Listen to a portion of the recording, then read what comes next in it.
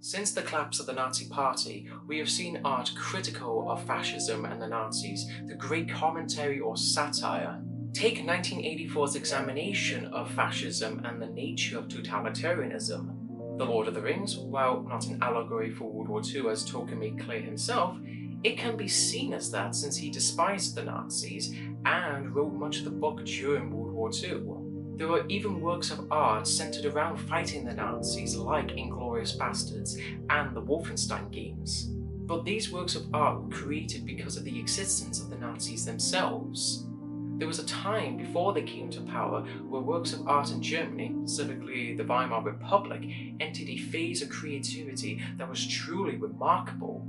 This movement was called German Expressionism.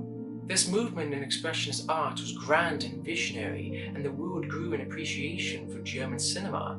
Even novelists were influential like the social critic and writer Thomas Mann and the painter Otto Dix, who depicted the bleak and terrible nature of war and German society. They were so groundbreaking that you can look back and actually appreciate them yourself. But why did it end? Why did the Nazis hate German expressionist art when it clearly enriched their country? Well, let me show you and take you on a short history lesson of mine.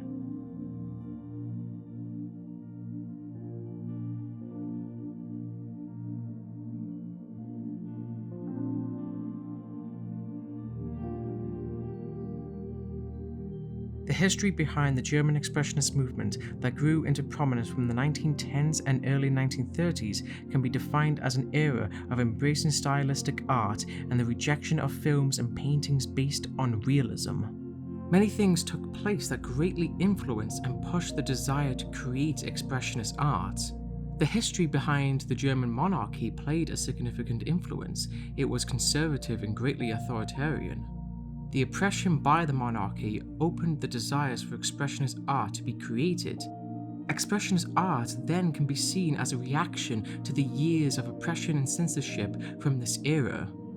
Though the power structure shifted only by a small margin, the monarchy was transformed into a constitutional monarchy and democracy was taken more seriously, but many of the aristocratic and bourgeois class remained while socialist revolutionaries were suppressed during the transfer of the empire to bourgeois democracy. Another event that played a role in German Expressionism was the First World War. The conditions of the trenches soldiers lived in daily were horrific. Landscapes would turn from lush and green to something straight out of a nightmare. The horror of that war and the sheer violence that persisted throughout changed how art would be approached. Instead of creating conventional dramas or romantic films, artists wanted to explore humanity's inner emotional state, often dealing with themes of violence, insanity, and betrayal due to the war. Another significant event that took place was also the government's ban of foreign films in Germany in the year 1916. With the world at war, demand for domestic films became high and production rapidly grew across the 4-year war. Of course, the war prevented films from Germany being exported to other countries to be enjoyed by audiences. Plus, with the added anti-German sentiment abroad made matters worse. Obviously, the country's isolation the Expressionist movement had to contend with eventually faded, and international audiences began to greatly appreciate these peculiar German films by their stylistic approach to art design and storytelling. Silent cinema in Germany has been argued that it was far ahead than Hollywood, even when you consider the country was left bankrupt and defeated in the Great War. This only helped artists to really push boundaries and share their artistic vision to everyone, as people knew their money was becoming worthless and were able to watch films more freely. Even films so soon after the war were groundbreaking, like Nosferatu, one of the most iconic silent films in the history of cinema. The film was an unauthorized adaptation of Bram Stoker's Dracula, though most elements from both the book and film were changed. Notably, the name of the villain, Dracula, to Count Olaf. Besides from its controversial background and ordered by Stoker's widow to destroy all copies after winning the lawsuit for copyright infringement, it luckily managed to survive, which allowed modern audiences an opportunity to watch a film from a different era, both in a filmmaking and cultural sense. Sadly, as it was the norm for plenty of stories written a long time ago, the film plays into what can be considered anti-Semitic tropes, with Olok having a hooked nose and appearance to a rat, and playing into the anxieties of foreigners bringing diseases with them that were commonly associated with derogatory Jewish imagery and distrust Gentiles had with Jews. Another great classic and one of my personal favourite silent films I've watched so far is Metropolis by Fritz Lang. The main plot is set in the far distant future of the dystopian city Metropolis, where the son of a wealthy industrialist and the city master helps a woman to break the oppression the working class face by the business class and to bring them together to end their separation. There's also a robot in it. At the time of its release, it received a mixed reception by critics for its runtime and plot, but praise was put forward by its outstanding technical achievements and visuals. But the Nazis liked the film. Joseph Goebbels admired its more or less anti-capitalist message at the end of the film. Keep in mind though, the Nazis pushed privatization in the economy once they came to power and undermined labor rights. Very anti-capitalist of them.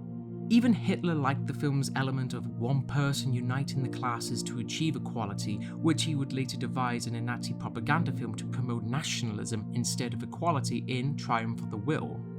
Apparently, Fritz Lang grew to dislike his own film, which likely stemmed from the fascination the Nazis had with Metropolis and Adolf Hitler, who wanted Fritz to produce state propaganda Nazi films.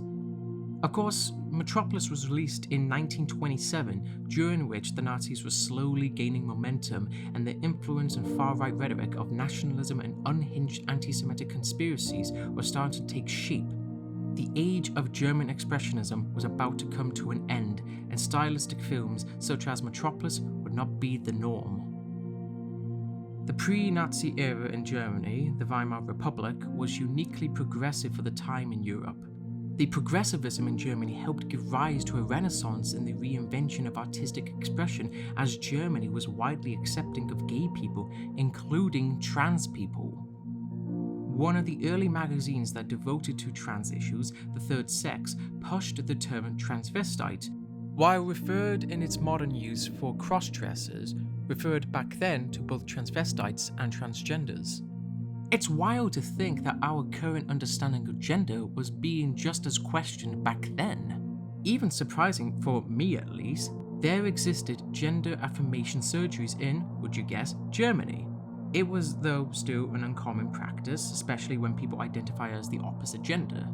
Germany was one of the most prominent places for sexology, the field of sex and sexuality, and researchers across the world cited experts of sexology from this country.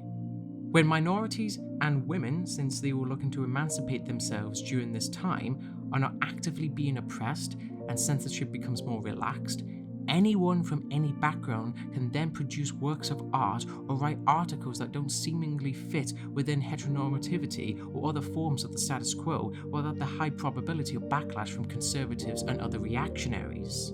However, the reactionaries in Germany used LGBT acceptance and women's emancipation as a tool to say that the change in attitudes in the country and much in Europe is leading down a path of so-called degeneracy and is being orchestrated by some nefarious group of the bourgeois and banking class.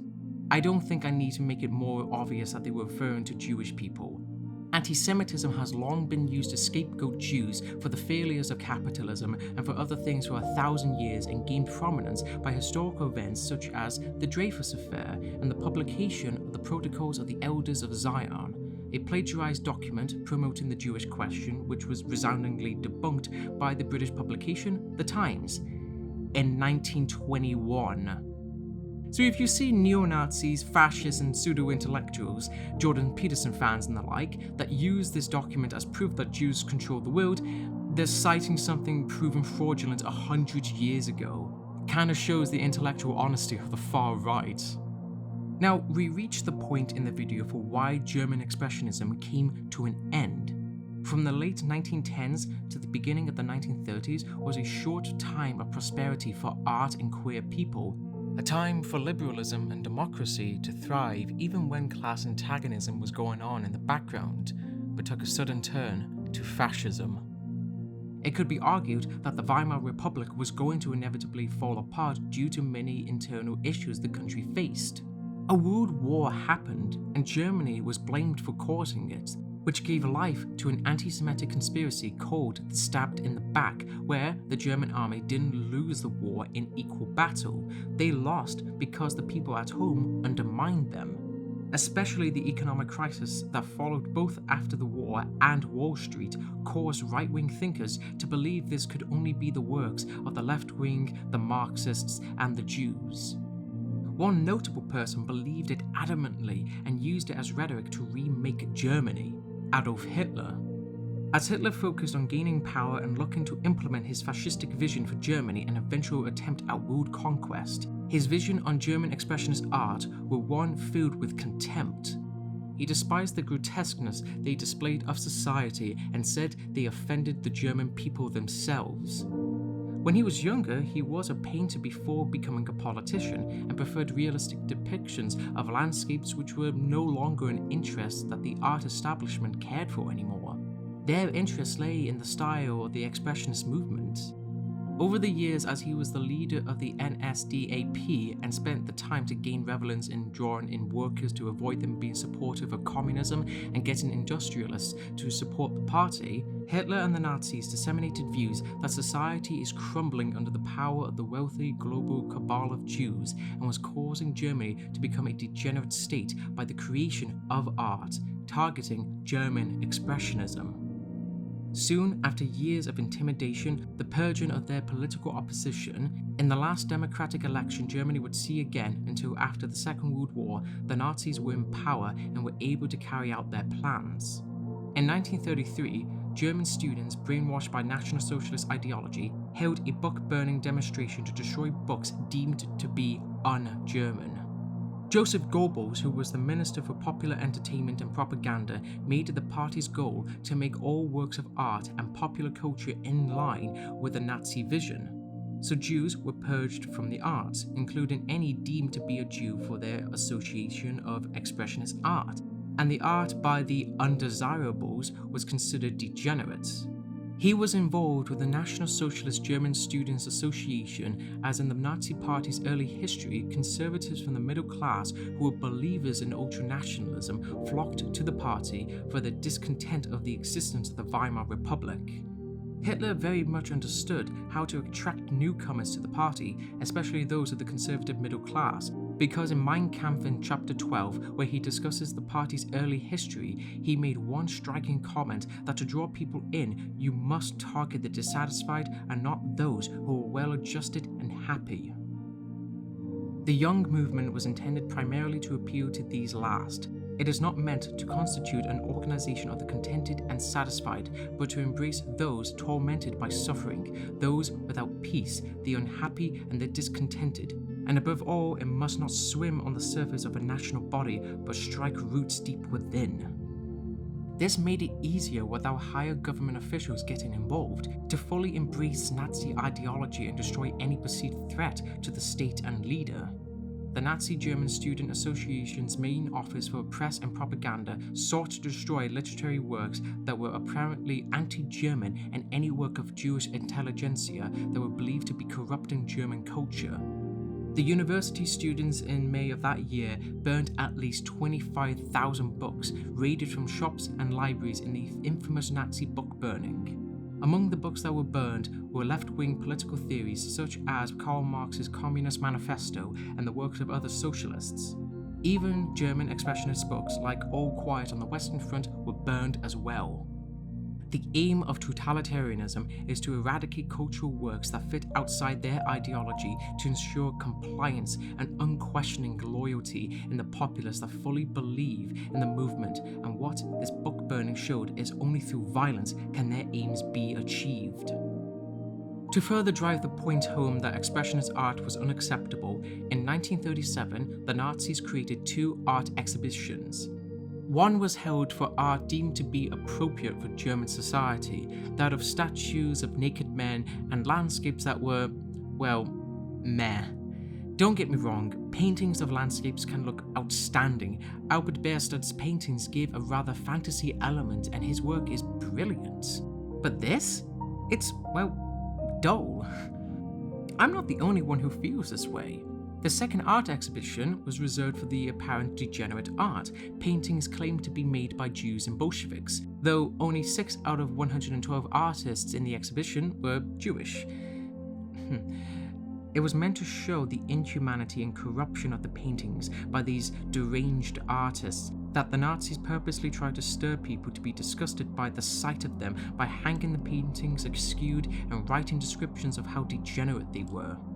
As I said, I wasn't the only one who feels the approved Nazi art was dull. The degenerate art exhibition was far more popular than the acceptable art. People found the weirdness and style more interesting and maybe even were emotionally moved by them. Of course, Hitler set out to make his fictitious world of Jewish global control into a reality by attacking the arts and decry their artistic value. Works of art which cannot be understood in themselves but need some pretentious instruction book to justify their existence will never again find their way to the German people. The damage the Nazis left behind in the pursuit of purifying Germany of degeneracy and Jewish influence caused such damage that talented filmmakers and painters fled the country to escape from the Nazis, and art was even destroyed. Similar to the book burning, the Nazis burned upon thousands of works of art, paintings, sculptures, drawings, etc. that were deemed as rubbish. Throughout all of that, however, the Nazis couldn't eradicate the magnitude and allure of German Expressionism. The works of art by their creators lived on, longer than the Nazi regime itself. Even the influence couldn't be washed away. Directors such as Alfred Hitchcock was inspired by the uniqueness of German films during his time and incorporated in the British silent film The Lodger. Modern film directors like Christopher Nolan took inspiration from Metropolis. Reactionaries cannot truly rid the world of artistic expression and value. Art has been created in direct response by reactionary attempts to denounce or physically destroy art. Sometimes art might not be trying to say something that is political, but by virtue of its existence, reactionaries can create an hysteria around such works. It has happened countless times. Take The Last of Us 2, for example. It never said that much on current political issues. Its story was focused on the themes of revenge and the dangers of it. But it dared to present itself in a different manner by presenting the characters in unconventional ways. Simply by Abby's strong physical appearance and have the main lead, Ellie, be a lesbian and have a romantic interest. The conservatives and other reactionaries try to mask their bigotry and pretending their discontent lied in the story, but the director and many of the actors have been harassed, sent death threats and let the mask slip just a little with bigoted comments along the way. To make it clear, I'm not talking about good faith criticisms of the game. Criticisms of any media can be engaging and thoughtful, regardless if you agree with it. But the good faith criticisms in the discourse have been overwhelmingly drowned out by reactionaries, simply because women exist. The reaction to The Last of Us 2 and other media is not truly comparable to the Nazi crackdown on art. But reactionaries did denounce expressionist art before the Nazis came along and utilized that seething hatred conservatives had. All it takes is for a group currently in our time to take that discontent the same way the Nazis did and push them towards dangerous lines of thinking. If you enjoy this video, please like and share. Sharing does greatly help my channel grow. Thanks for sticking around to the end. If you like my channel, stick around. I always try and find interesting topics to talk about. Until then, remember to wear your mask and see you next time.